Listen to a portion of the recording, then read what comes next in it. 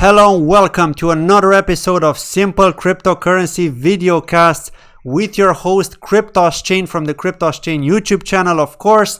And joining me today, I've got Lee Kai, the marketing and PR advisor from Phantasma Chain, here to talk about the latest Phantasma Chain updates, what's been going on for the last while since we're supposed to have the mainnet migration.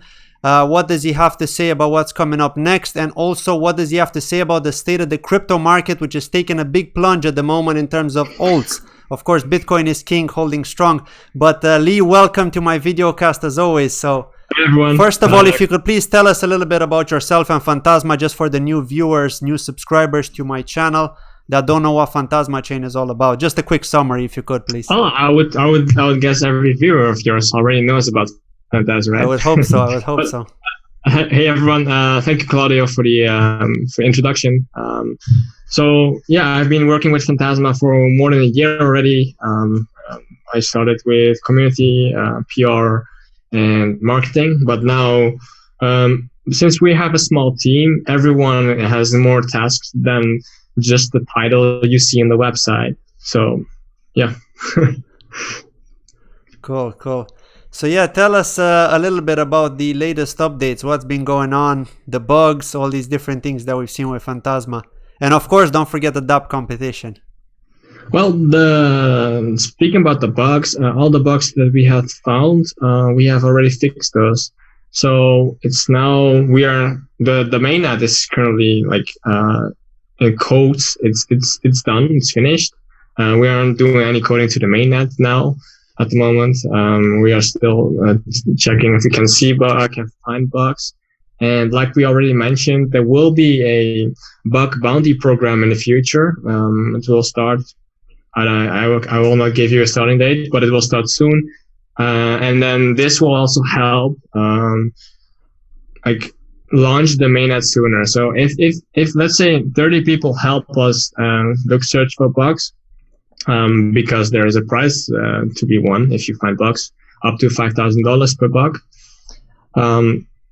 So if 30 people help searchers find bugs, and none of them actually can find bugs, because we are pretty confident that all the major bugs are removed. We have already found them. We have fixed them.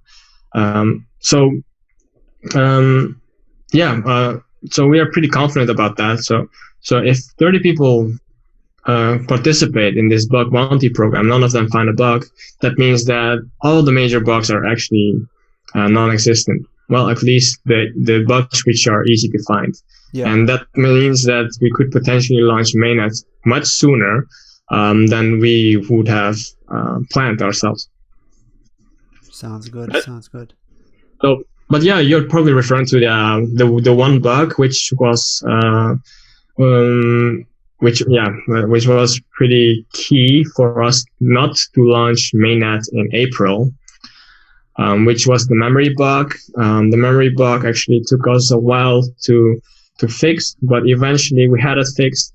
But then we had to migrate all the features from the previous testnet to the new testnet without the memory bug, and that also took us like a week or two or something. And after that, it was all only testing, and then we found a few bugs. One of the bugs was, it was a while ago, but it was the corruption of the data. But if you shut down a block producer, reboot it, sometimes there would be a corruption of the data. But it turned out that this bug was only like a few lines of code. The software developers know how stressful it can be if it's just a few codes and you cannot find it for weeks. That's terrible, of course. And then eventually it turns out it's just a few lines of code. Yeah. Sometimes it could even happen that it's in one small word as well. I mean, with database development, I have seen this personally when I was doing bug fixing. So sometimes they can be so difficult to find, and it's just in that one line of code you've got like a word which is causing the problem basically. So can be painful. But that's good. So tell us a little bit about the DApp competition. What's that all about as well, besides the bug bounty? So are you trying to basically do this thing, like trying to attract DApp developers, get them into the Phantasma Force?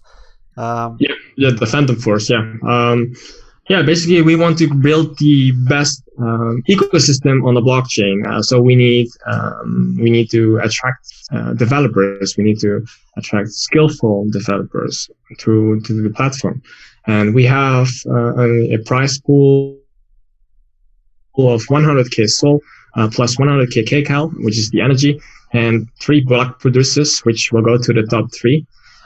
So it is not too late yet to submit your dApp, your idea. You can still submit it.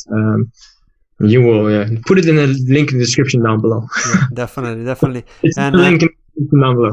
and one question. So when you say that they're gonna get a block, they're gonna be a potential block producer. Does that mean that the winning developer is gonna be able to run that block producer, the eventual master node, basically? The top 3 winners. So 1, 2, 3, they will have a block producer.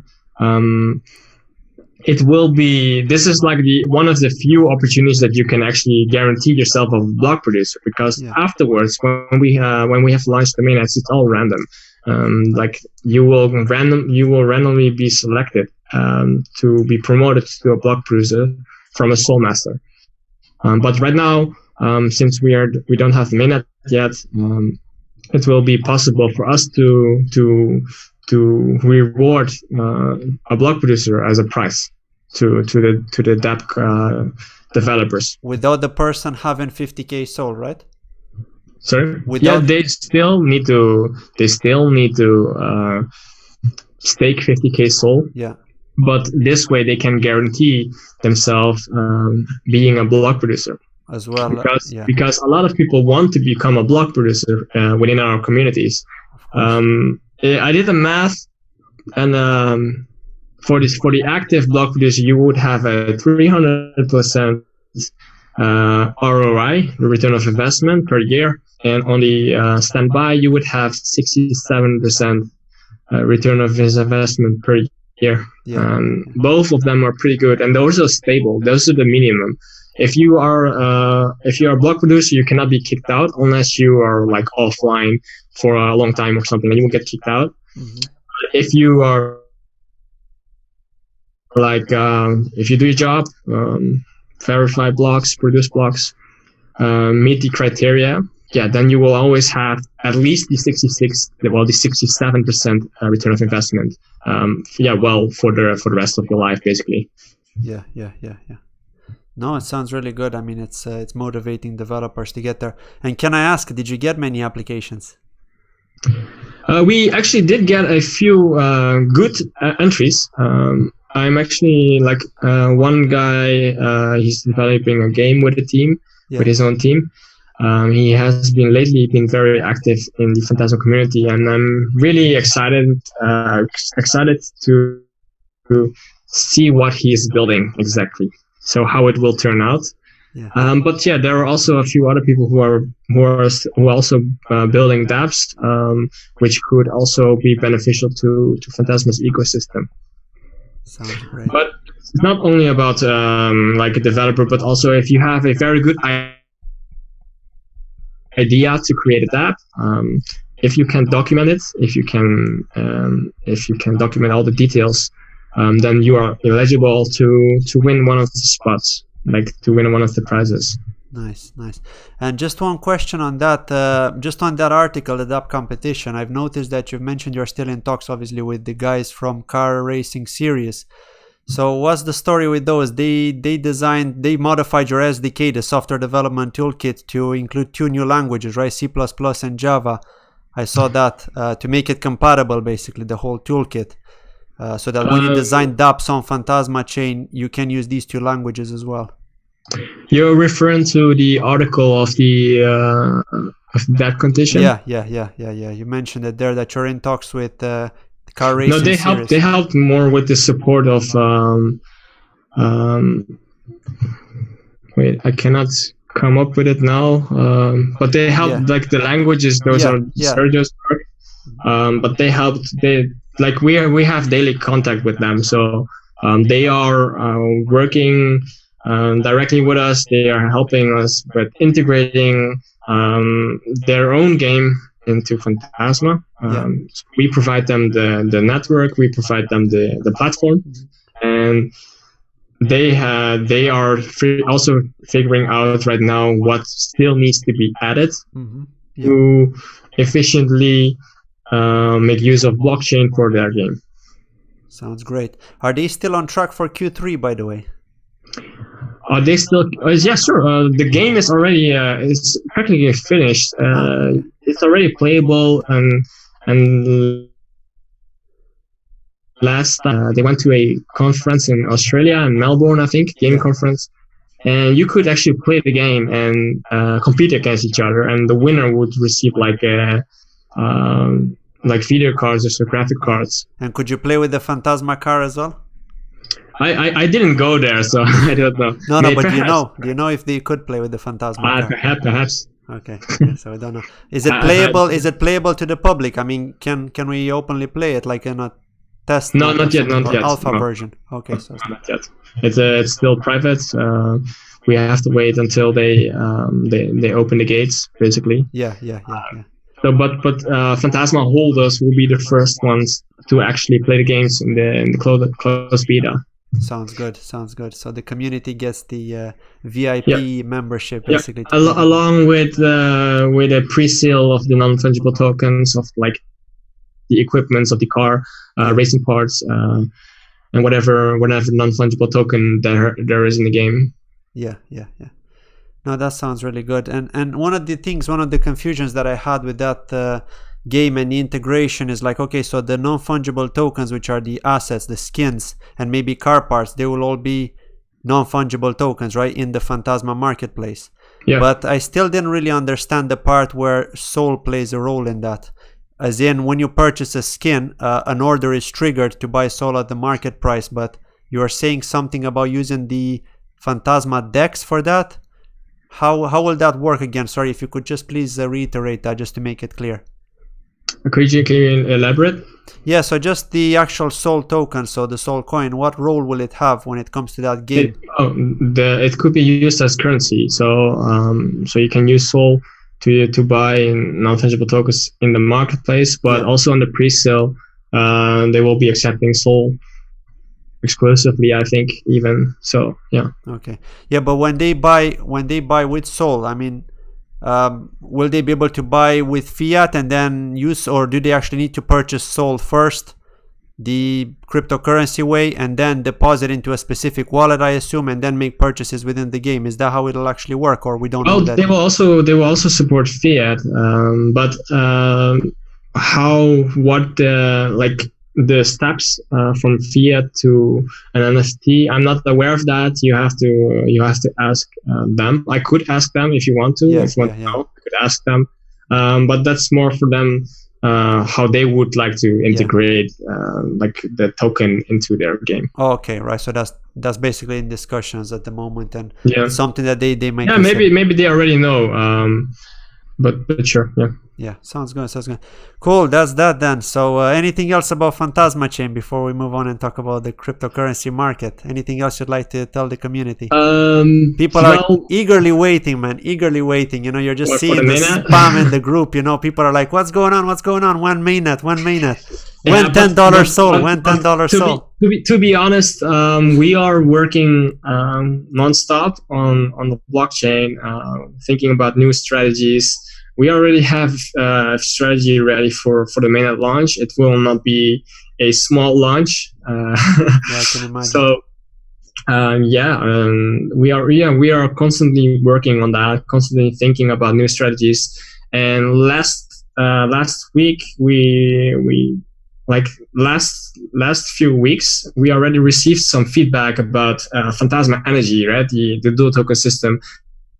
Yeah. Carries. There was not necessarily a flaw, but what was missing was the token velocity. And we have thought about a new model which would improve the token velocity immensely. And yeah, we have finalized the draft, so it is already being coded. So that's one of the things which needs to be coded right now, like changed in the smart contract from the energy side. But again, the code for the blockchain is ready. We're just adding support. We're just testing. We're adding a few features to make the blockchain much better from day one. Mm-hmm. And when you say velocity, what do you mean? Do you mean transaction speed?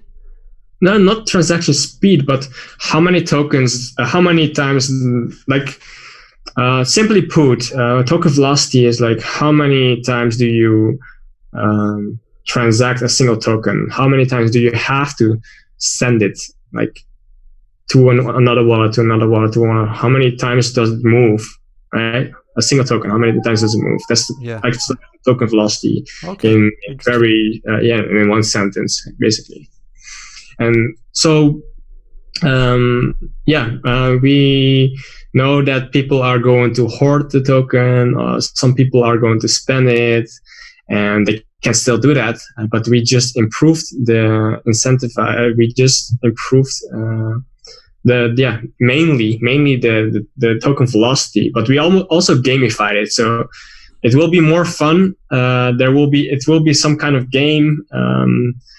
But more information about that soon. I'm not going to spoil it now. You're not going to spoil it, but you gave us a little tip, so it's just something to consider. So that's good. Yeah. Good. Thank you for that. So let's move on and talk about the cryptocurrency market. I mean, what do you think is going on personally? Bitcoin's holding strong. It went to almost 14K, retraced to like 9.5, went back to 13 something. 14. Yeah, it did go to 14. It retraced to 9K, but it was like a few minutes, and then it went back to 10K plus again, which was crazy. I didn't even see it. It was that fast. It went down to 9K and then it went up again. Yeah. Which was crazy. But the most, well, not. Maybe the most stupid thing about this is Bitcoin goes up. All the altcoins, they go down in sat value, right? Of course, they stay stable, or maybe they go up a little bit. In Satoshis, they drop as long as Bitcoin is going up. Yeah. But if it goes down, they still go down, right? And besides that, they are going down in dollar value. So that is as someone who is invested in, like, has tokens and has coins, cryptocurrencies. Yeah, sure, it's a roller coaster, man. Yeah. And what's interesting is the fact that people are panicking that they're gonna miss out on the Bitcoin bull run, so they sell their alts at a loss just to ride the wave for Bitcoin, hoping that they can sell at the top and then get back into their alts position. And that's why you're seeing the alts go back up. It depends on what coins and tokens you have in your wallet. Some tokens are going down very hard, like there's no end to it. Yeah. But some I'm not going to mention it, but some stay very stable at the moment. We know which one. And it's one of my favorite tokens. They're actually very stable in Satoshi value, while the other coins, even the big ones like Neo, EOS, they're all going down in Satoshi value. Ontology suffered the big one. I didn't even think Ontology will go sub $1, to be honest. I thought it's gonna hold above 1. I saw that, yeah, 80 cents. But there's this one specific token which is very stable in Satoshi value. Maybe you know which one it is. Of course. Which one? We're talking about Sol. But it's questionably stable, but relatively, because if we're talking about between the 500 and 650 sats range, it's fluctuating quite a lot between that, but we're not really seeing bigger dips, which is good. Here's the thing that I don't understand. Bitcoin goes up. Well, I'm talking about Sol now, right? Yeah. Within one of our channels, the Traders channel, Bitcoin goes up. Sol goes up in dollar value, but it decreases in Satoshi value. Yeah. And people are complaining that Sol is dumping because it was a little bit decreasing in Satoshi value, right? Or like just a little bit. But now Bitcoin is going down. Sol is very stable in Satoshi, but they are still complaining because of the dollar value. But either pick Satoshi if you want Satoshi to go up or you want dollars to go up, but don't go both ways and complain about both. That's not how it works. That's true. That's true. Like if this is like if you think like that, like if you look at both of them and you complain about both of them while one is going well, that's the wrong mindset for you to actually survive the bear market, the cryptocurrency, mind games, everything around it. You will only make it harder for yourself to survive. It's more stressful, isn't it? It becomes stressful for the individual. Because they're constantly looking at the price every single time on their phone, checking the prices. It's just so easy now on your phone, isn't it, to check the prices? So people are constantly doing that, and even those that say I'm going to step away. If you have to check Blockfolio or Delta every 5 minutes, every 1 minute, I would recommend just delete it. Take a break. It's taking a huge chunk of your life. Exactly. It's not worth it. In the end, it's only going to reach a specific point, and it all depends what you want to do. I mean, is your aim to sell as soon as you see a 30% profit, or is your aim to hold for longer? It depends, because many people do that. Many people are waiting for this kind of swing upwards now, 20-30%. They sell, they wait for the dump because, nothing just constantly goes up. You will always see a retracement. It's not 2017 anymore. And you know how it is. And people wait for that and then they buy back in. But those people that hodl and they look at these prices fluctuating, but they're not taking any action. It's like, why are you complaining if you're going to hodl anyway, right? I can understand the traders, right? Because they may argue, they may be like, oh, why didn't I set a stop loss at this level? Why was I so stupid waiting for this? Or, they may argue, those people that are learning how to trade, obviously people like Tone Vase and Da Vinci J15, these guys are pro traders. They can manage their stop losses and they know what to expect, right? And they only trade mostly Bitcoin anyway. So what price range is Bitcoin right now? 10.5, I think it was just before we started. It went up a little bit. Yeah, 10.5, 10.6. 10.7 right now. Oh, it's gone up again. Okay. Well, I honestly, I don't know what to expect. Everything went down except for Bitcoin. Yeah. We've got some news pending this month. Everything went down in Satoshi value, and Ethereum hasn't been this low since forever, which is very weird. Yeah, and if we look at it like backed, everyone's waiting for that 22nd of July, next Monday. So what do you think? Do you think we're gonna see them postpone it again? To be honest, I don't care about backed. I don't believe that it will have a massive impact on the cryptocurrency, the crypto space.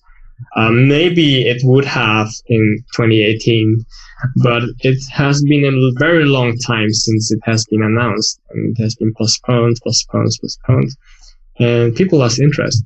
Yeah. People just lost interest. Yeah, but like the Twitter bots, because there's Twitter bots. For example, Binance triggers the Twitter bots as soon as some project which is listed on their exchange updates their Twitter page with some important news. They automatically pump the price. Just put some hashtags in it, and then it will pump the price. Yeah, exactly. And they pump it straight away. And I don't mean like 10% or something. Just like even 3 or 4%, but just like instant flash.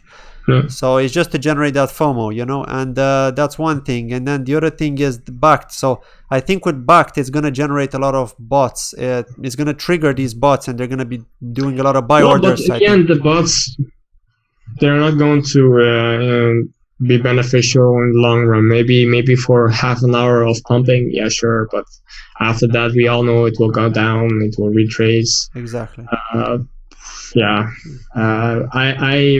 To be honest, I don't care anymore about that. I think the biggest concern for many is they didn't buy enough Bitcoin when it was 3K. They regret not buying in and having a comfortable portfolio now, relaxing and just riding it up, because they're worried that backed are gonna approve those institutional investors. We're gonna see institutional investment buying Bitcoin, pumping the price, and they're gonna miss the boat. So people are kind of concerned, and they're blaming it on the alts. They're blaming it on the projects. It's like, what are you guys doing? Come on, move quicker. We want the Satoshi value going up. It's like you can control the price and all these. So it's crazy, but it is what it is. We're not fortune tellers. All we can really do is work on the project, make it. That's all I care about. Exactly. I think everyone should just develop, work on their own platform, improve their platform. Yeah. Think about that first instead of trying to go short term. How do I get the token to increase? Yeah. Of course, we are always thinking about our token holders. That's why we create systems which will benefit all of them. Exactly. And one other thing is exchange listings. All the systems we think about, we launch with, they are all built with the thought to benefit all the token holders. Yeah. So, exchange listings is the other thing. I mean, liquidity. I mean, how do you see that yourself, liquidity? Do you think that's important to a project? Well, at this stage, of course, liquidity is important. And sure, we want Sol to be on bigger exchanges. We are in contact with a few. Some are more advanced than others, and some we have direct contact with, and some are still with a middleman, for example. Yeah. But let's say Sol is listed on Binance right now. This is not a hint or whatever, but Bitcoin is still going down. The liquidity is high, which means people are able to sell it, which will only make it dump harder. So maybe during a pump, it might go up harder. Yeah. Or not, because of the limited supply. But during a dump, definitely it will go down harder than whenever it is listed on smaller exchanges with lower liquidity. That's true. Yeah, I mean, that's the other thing. Yeah, I mean, it depends how you look at it as well, because we've seen Matic. Let's take Matic, for example. I don't know if you've been following them, the Binance IO, which are basically hand in hand with Ethereum. If you're an Ethereum developer, you're also a Matic developer, so project in India. So basically, these guys have pumped more than 10x, right, since they went on Binance. And now they're retracing quite a lot, but it's still far from where they were. They were like a third of a cent, imagine that. And from a third of a cent, they pumped all the way to 4.5 cents. Then there was a retracement, stable around 2, went to 3, back to 2, and held stable around that until it went back now down to like 1.4 or something like that. So it just shows you that, okay, maybe you would take a loss, but I don't think it would be that big as to go to 3 cents, for example, like we've seen Sol for a long time in 2018. So I mean, it could stabilize maybe around 9 cents, 10 cents, who knows? It could go to 20, 30 cents and then fall back to 10 and stabilize around that. Just something to keep in mind. So that's also something. I do think liquidity is very important for sure, and having something like Binance would help, but I think getting listed on Binance would be a bit of a problem unless you have the right connections. This is the reality. Well, yeah, sure. I feel I'm not going to speculate on exchange listings. Yeah. But yeah, that's how it is. And then there are other ones as well, which are the Korean ones. I don't even know how much they cost to list on them, like Upbit, BitHump. I mean, yeah. Well, some exchanges, they require to, besides payment, you also need to provide them with a huge chunk of token supply, which is very weird because you're already paying them, but they still want a huge chunk of token supply, and they are probably, they are being used to dump on people, on the exchange users. Right? To control the price, basically, no? No, they are they are going to dump it on the people who are buying. Wow. That's probably what's been happening since for a few years. Yeah, because there's no contract between you and that exchange, I guess. You don't need to say, okay, you're like private investors, kind of. So, okay, we're paying you this, but you are not allowed to dump for X amount of time. You don't have this kind of control, no? You just have to pay them, basically. No, you have to provide them tokens, and they can do whatever they want with it. Yeah. So it could create FOMO because it's listed on the exchange, but they have a huge chunk of token supply because of the listing, and they can just dump it on the users. Oh, Jesus. Horrible, but it is what it is. It's the reality. Especially for the new guys that get too much power. Yeah, that's the problem, isn't it? They've got too much power, too much control, and then they manipulate the whole game, right? Them and the whales. Yeah. And is it also a case of being on bigger exchanges? So for example, if you want to get listed, let's say on BitHub, right? Okay, they may ask you for a specific amount of tokens, but would they be also looking at your liquidity? So for example, they'd expect you to already be on Binance, considering Ontology, for example. They were first listed on Binance, I believe, before they went to BitHub and Upbit. Well, that's the thing. If it's listed on Binance, other exchanges, they want to have a share of the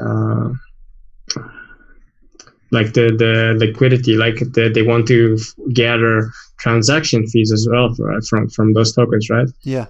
So like the IEOs of Binance, a lot of exchanges have listed all those tokens right after like the IEO or whatever, but other IEOs from other platforms, you don't see that happening on Binance because Binance doesn't need to do that, but the other exchanges do. Yeah, it's a crazy game, but it is what it is. It's manipulation at the end of the day. So yeah, that's that. So yeah, anything else, Lee? Anything else you'd like to talk about from the crypto market? Anything interesting you've seen lately? Any events? Well, anything interesting? There is something interesting. We have already shared, we have already announced. Well, we didn't announce it, but we have already shared that there are multiple games being built on Phantasma, right? Yeah. Like 5 to 6 games or something. And we're not bluffing about that. So those games are actually being built. But yeah, I'm not going to spoil more than that. Okay. Mini game style? Mini games or proper games? I'm just saying we're not bluffing about that. Cool. Is it mini games or proper games? I don't know. It's anyone's guess. I forgot. You will have to find out maybe. But you're thinking about those games. They surprised you.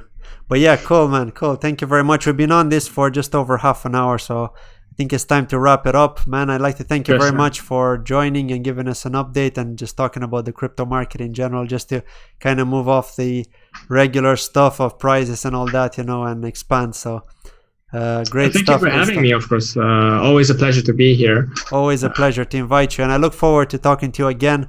I think we're going to talk again when Phantasma mainnet is live, and then we can just discuss KCAL and all the other tokenomics and information. Sure, definitely. Yeah, I would love to do that. And also the games and anything else you may have info on. So yeah, cool. Oh yeah, sure. We will definitely be talking about games. Sure. Definitely. Cool. Thank you very much, Lee. Have a good one. Take care. Bye-bye. See you, everyone. Bye-bye. Thank you. And don't forget to like and leave a comment below. And of course, link in the description below for anything we've discussed. Take care.